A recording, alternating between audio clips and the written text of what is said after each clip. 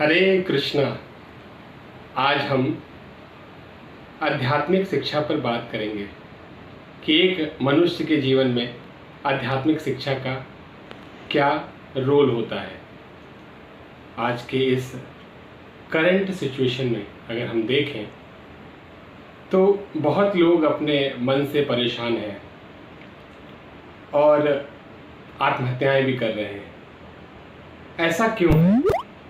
ऐसा इसलिए है क्योंकि हमारे पूरे जीवन में केवल हम भौतिक शिक्षा को ही महत्व देते हैं और आध्यात्मिक शिक्षा की तरफ हम बिल्कुल भी ये नहीं जान पाते कि हमारे शरीर और आत्मा ये अलग है या एक है।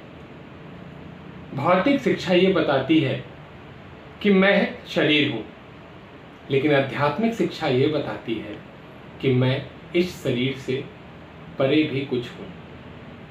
तो जब व्यक्ति अपने जीवन में आध्यात्मिक शिक्षा को स्वीकार करता है तब वह ये जान पाता है कि वह शरीर नहीं। हमारे आजकल के विद्यालयों में जो भी पठन सामग्री है वो केवल भौतिक शिक्षा के बारे में है। एक व्यक्ति का पैकेज क्या है बस यहीं तक सीमित होता है, लेकिन उसके जीवन में संबंधों का क्या रोल है, किस तरीके से वो संबंधों में जीना चाहता है, ये संबंध केवल आध्यात्मिक शिक्षा से पता चलते हैं। भौतिक शिक्षा व्यक्ति को एक पैकेज तो दिलाती है, लेकिन समाज में कैसे रहना है, कैसे संबंधों को स्थापित करना है, यह केवल आध्यात्मिक शिक्षा के माध्यम से पता चलता है। तो हम प्रयास करें कि हम अपने जीवन में आध्यात्मिकता को लाएं। आध्यात्मिक ज्ञान हमें शास्त्रों के माध्यम से मिलता है।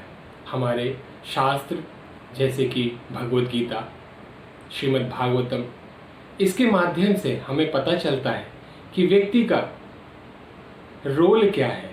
रोल इन द सेंस कि जब वो इस धरती पर आता है तो उसे किस तरीके से जीवन यापन करना चाहिए। शास्त्र हमें मार्गदर्शन देते हैं। हमारी समस्याओं का समाधान भी इन शास्त्रों में है। तो व्यक्ति जब इन शास्त्रों को अपनाता है अपने जीवन में तब उसे अपनी कठिनाइयों का, समस्याओं का समाधान मिलता है। हमें चाहिए कि हम अपने जीवन में आध्यात्मिकता को अपनाएं और हम जिस समाज में रहते हैं हमारा ये भी कर्तव्य है कि हम लोगों तक बताएं लोग किस तरीके से परेशान हैं और अपने छोटे से जीवन को नष्ट कर रहे हैं।